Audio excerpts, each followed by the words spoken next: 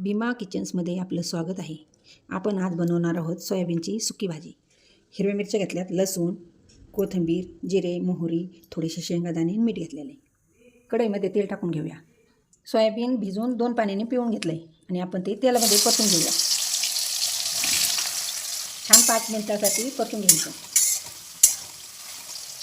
थोडंसं याच्यात मीठ टाकायचं, जास्त नाही टाकायचं. परत 1 मिनिटासाठी हलवून घ्यायचं आणि मग एका ताटामध्ये काढून घ्यायचं. कढईमध्ये परत आपण तेल टाकून घेऊया. तेल तापलं की मोहरी टाकायची. मोहरी तडतडली की जिरे टाकायचे. हिरवी मिरची, शेंगादाणे आणि लसूण आपण आबडधोबड करून घेतलं, ते टाकून घ्यायचं.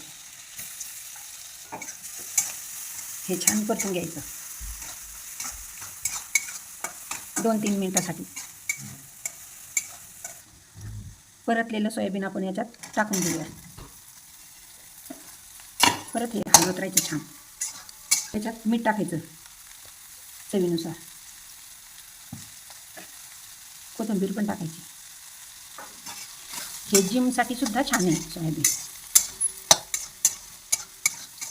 जे चिकन मटण खात नाही ना, त्याच्यासाठी पण छान आहे. आपल्या शरीरासाठी खूप पौष्टिक आहे. तुम्ही नक्की करून पहा. भाजी आपली सोयाबीनची तयार झालेली आहे. पहा किती छान आहे, वास पण छान येतो. तुम्ही सोयाबीनची भाजी नक्की करून पहा. आवडल्यास शेअर आणि लाईक करायला विसरू नका.